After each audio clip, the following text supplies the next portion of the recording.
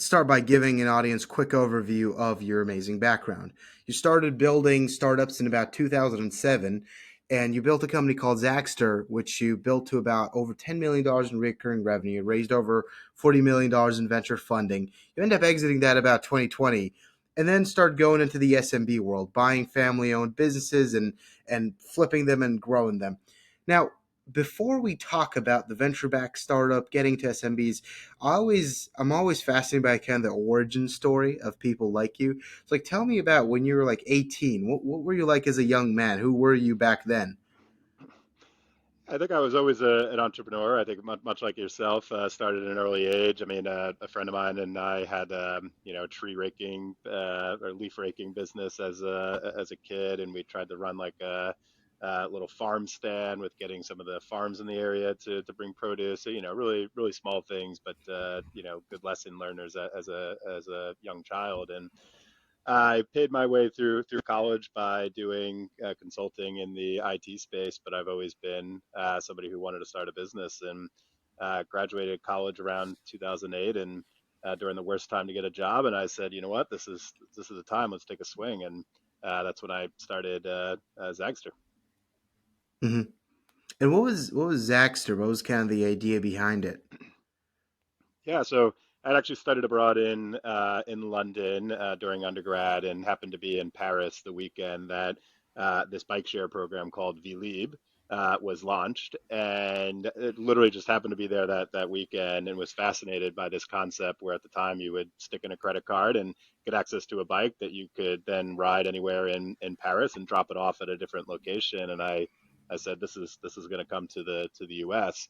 It was way ahead of the curve, and it took very, very long time to get there. But ultimately, I was right, and basically every major U.S. city to today has a bike sharing program. Hmm. That's, by the way, a fascinating framework for coming up with ideas. A lot of people try and start from scratch, but I really love it when people just find what's working and they take it to a new market. I think that's one of the best ways to do it.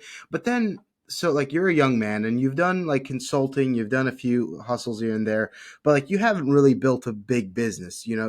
There's you have to now learn how to execute. How do you do that? Like you come back to the U.S. from Europe and you're like, I have this idea, I want to build it. Where do you go from there?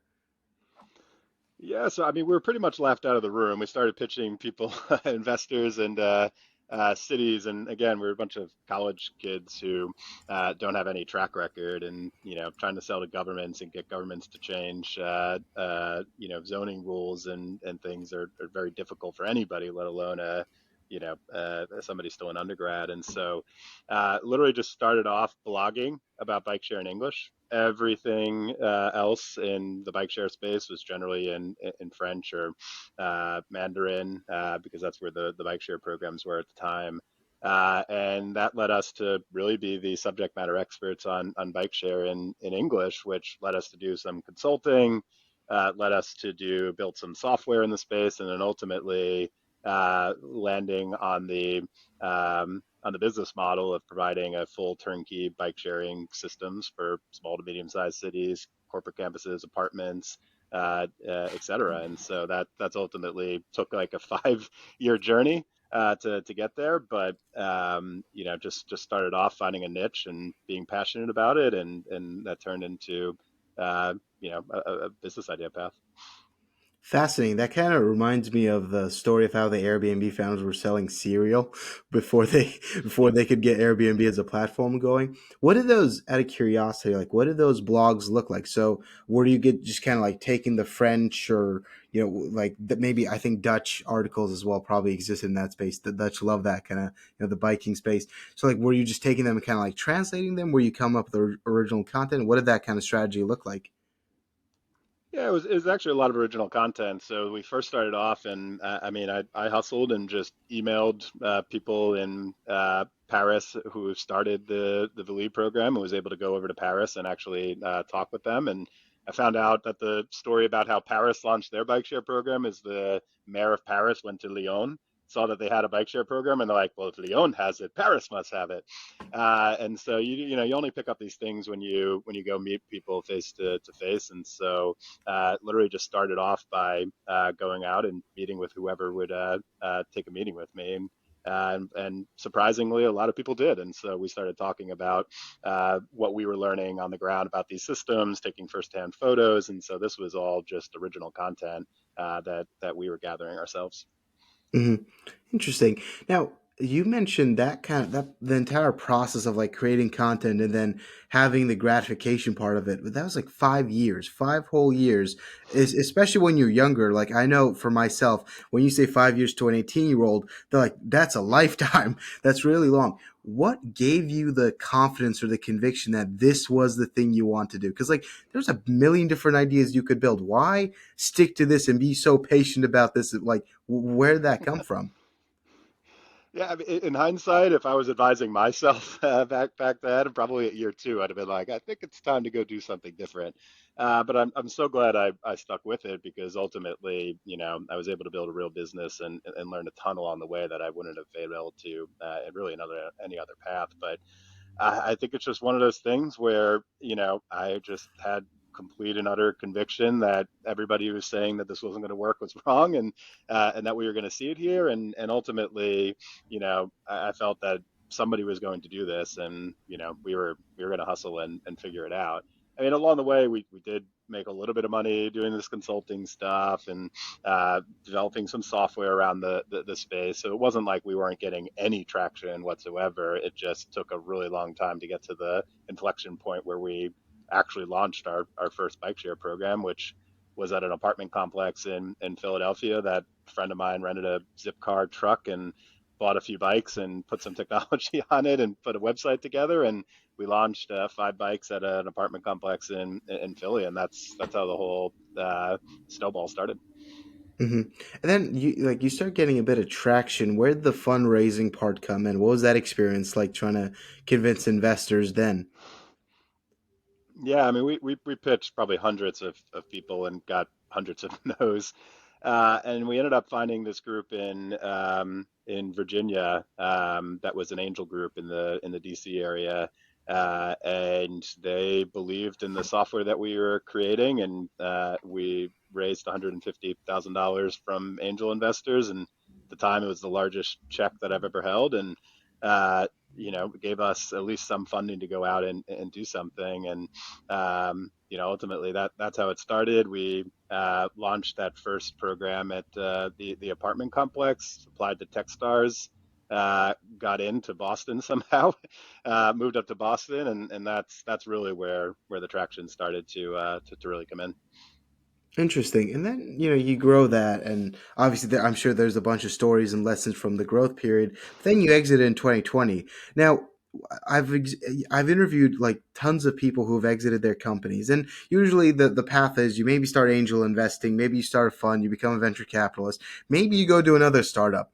I've never heard anyone say I'm going to go into SMBs. I'm going to buy an SMB and I'm going to go into that space. How were what made you even like how'd you even discover that space and why'd you go into it?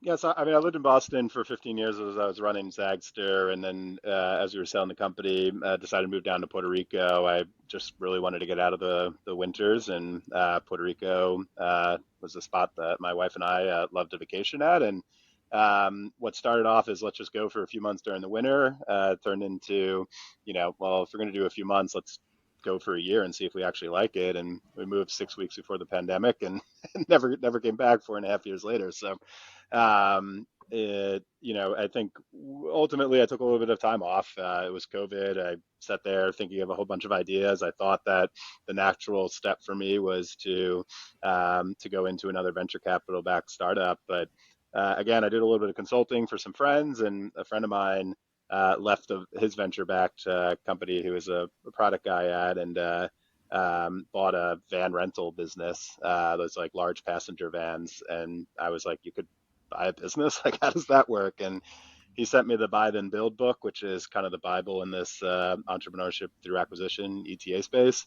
And I was just hooked. I was fascinated by the fact that I could own 100% of a business, something that's been cash flowing for typically many years, and love the idea of not having a runway and stress about laying off staff if we can't fundraise. So that's really got me hooked, and now, like you said, not a lot of people have gone down this path, but I take 1 to 2 calls per week of current and former venture capital back operators and founders who are now interested in this space. And I think the reality is that 99% of startups are not successful.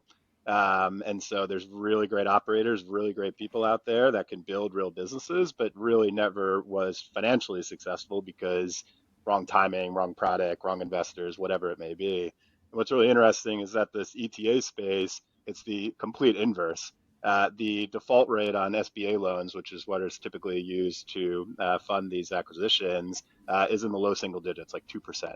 And so it's literally the inverse of venture, where if you find the right business and you don't screw it up, most of the time you could become a millionaire after you pay down the debt. Interesting. But before I keep asking about SMBs, you mentioned throughout college and throughout kind of periods where you didn't have something actively you're working on, you're kind of consulting. Some like a random question came up in my mind and was like, how were you selling that consulting? Because like that's kind of like a business on its own. What was that? How are you selling, especially as a college student? Like, how are you selling IT support to these companies?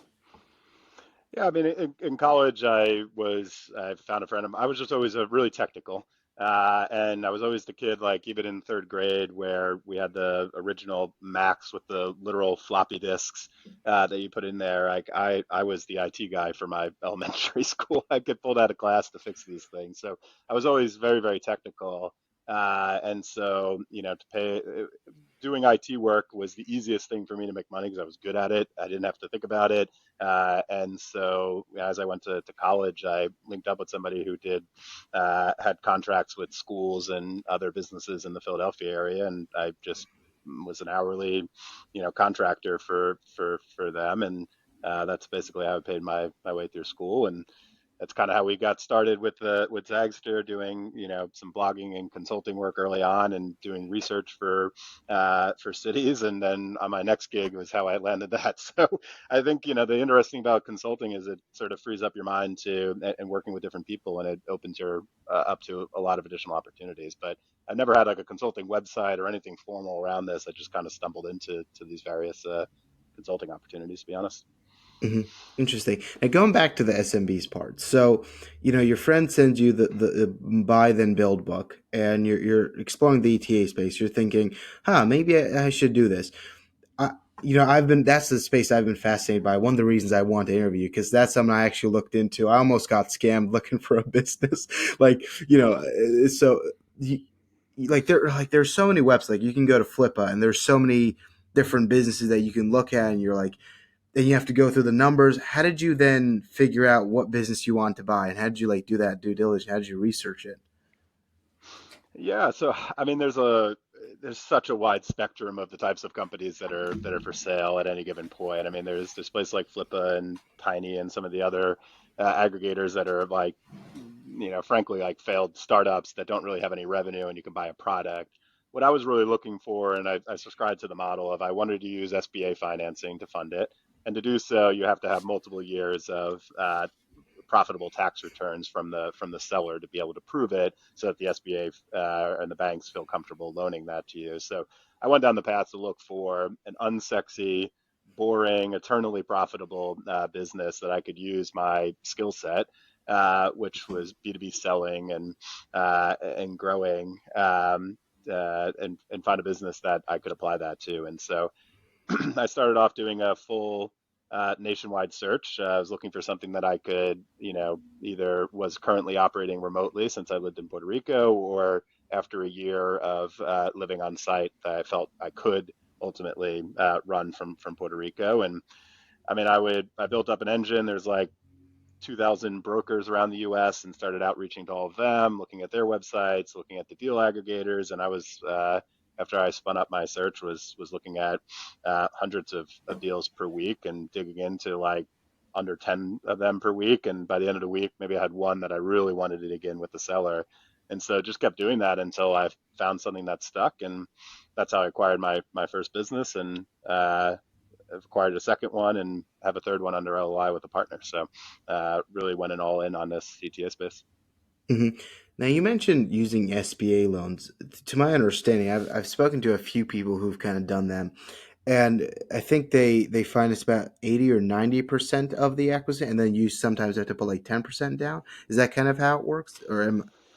Yeah, the typical like vanilla deal in this space is usually 80% SBA, 10% seller financing, where the seller actually takes on 10% of the debt and then 10% equity that gets put into there. So, let's for round numbers, and the maximum loan amount from the SBA is 5 million. So let's say you wanted to buy a company that was for sale for about 5 million. That means they probably have about 1 to 1.5 million in EBITDA because they typically trade for 3 to 4x EBITDA in this space. And so that typical deal size would be, around 400 and was it $400,000 in sorry 4 million 4.5 million in SBA debt, a little bit of debt from the seller, and probably $500,000 in equity that you put in. So, and you don't have to have the equity in cash yourself. There are investors, including my SMB fund, that invest in entrepreneurs through acquisition, searchers who have deals that are using SBA financing. And so we can put down potentially 100% of your equity requirement. So as a buyer, you could potentially buy a business with little or no money down, and buy a business that's producing over $1 million a year in EBITDA, which I think is the fastest way to build wealth, in my opinion. Now, you mentioned you decided to like contact every broker there was, and you were looking at all these deals. I believe correct me if I'm wrong, but the first kind of business that you bought was a co- was a printer rental kind of company, right? Like that's what they were Yep. doing. Why choose that? Was it like were you looking at the financials and it seemed real healthy? Was there conviction about the space, or what were some of the things you looked at to say this is what I want out of all these other deals? Yeah, so I bought a company in 2023 called We Rent Copiers, and we rent copiers and printers on a short-term basis for events, as well as big litigation, legal war rooms that get set up for big cases.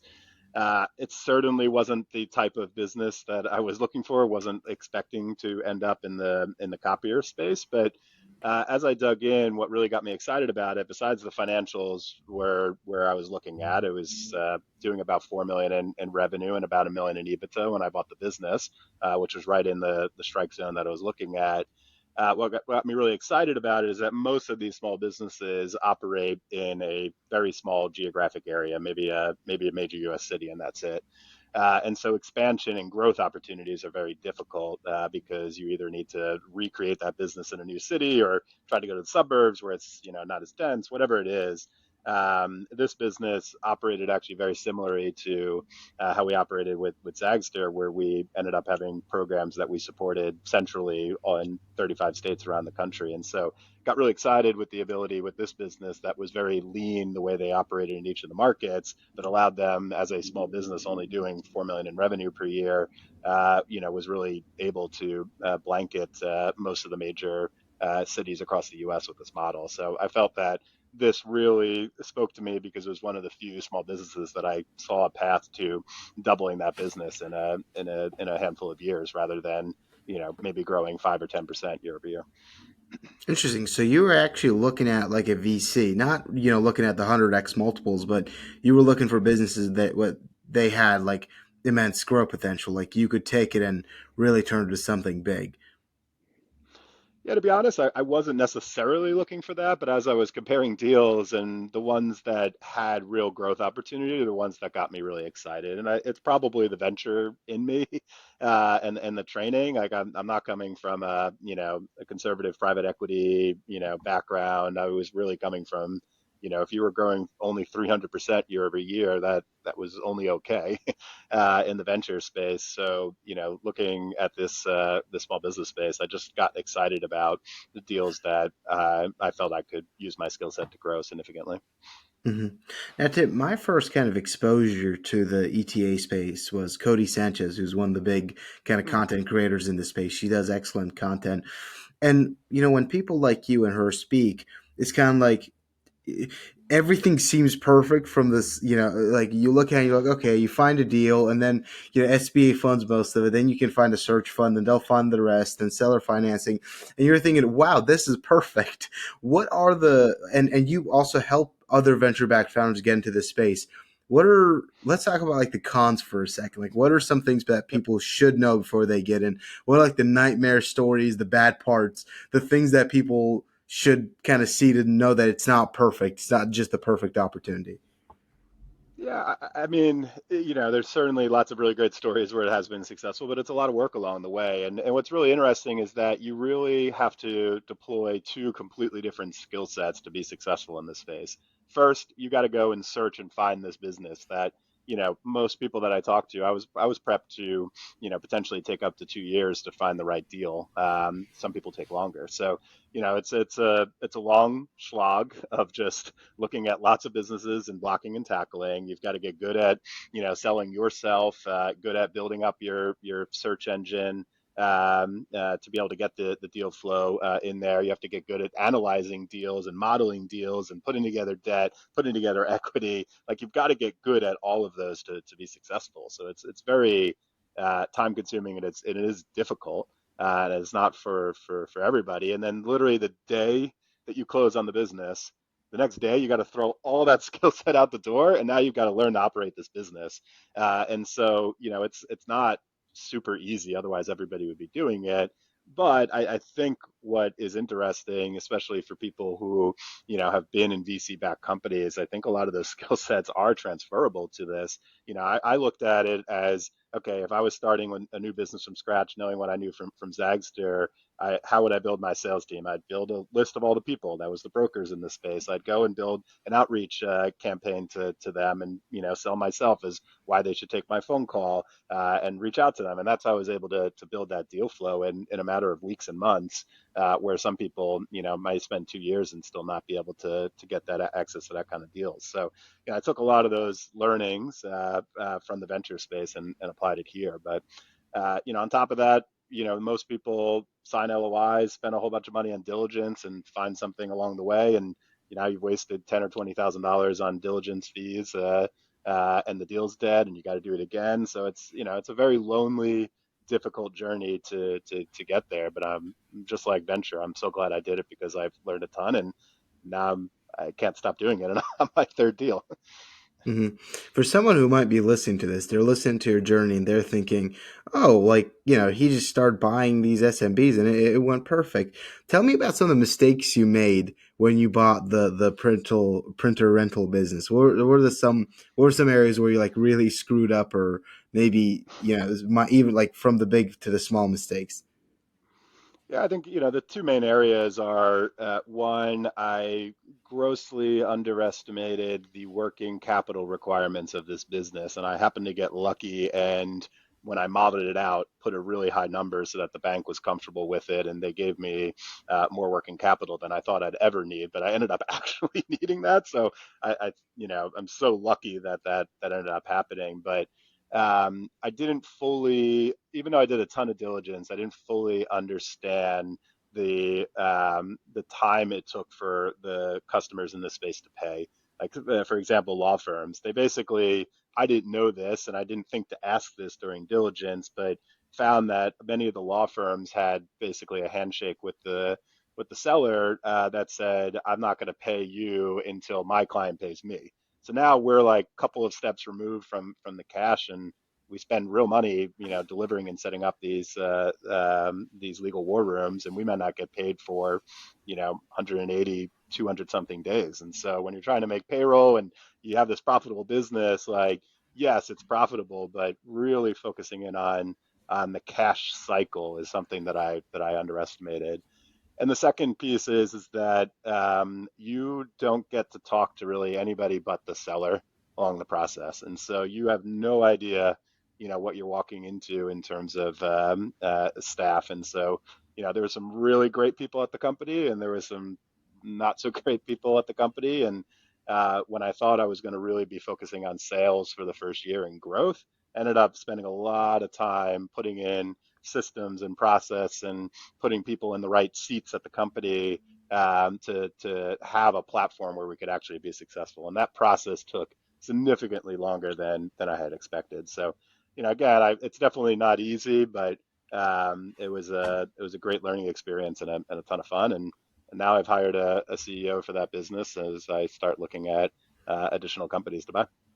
hmm Knowing what you know now, some Cody Sanchez and a lot of creators like her talk about is a lot of young people are sold what you could call the pipe dream of you're going to build a venture back startup, you're going to be a billionaire, you're going to be the next Elon Musk, the next Mark Zuckerberg, and that's what they pursue for 10 years. And what people don't see is sometimes you do it for 10 years and then you do fail.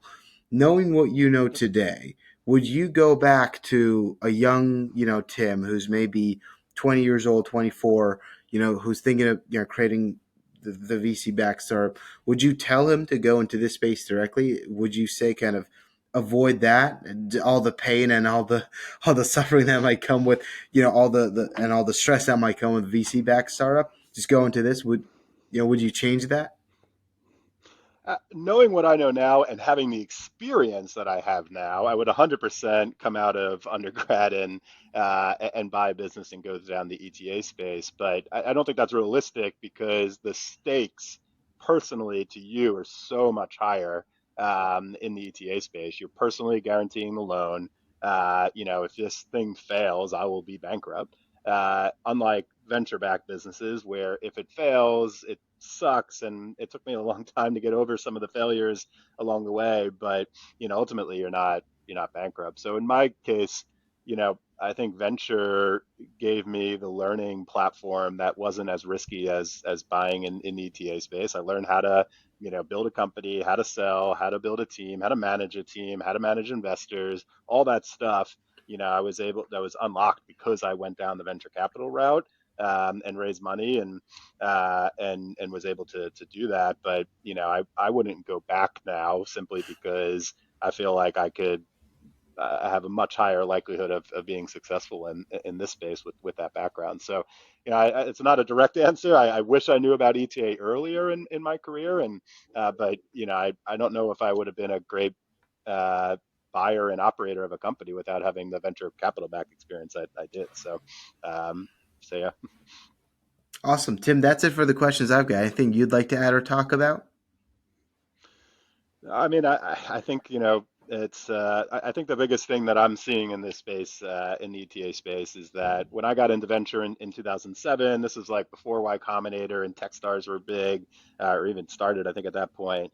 And I feel like the ETA space today is what venture capital was in like the 2007 to 2009 period, where it's been around for a while, but it hadn't really been professionalized. It wasn't something that everybody was talking about. There weren't the amount of venture funds or accelerator programs or anything that we all know is in the venture space today. I really feel that the ETA space is at that same inflection point where we're going to look back in a decade and see the ETA space as with all these big players like a Techstars in there. So, I think this is right at the beginning of the inflection point for this space, and we're just going to see more and more similarities between ETA and venture.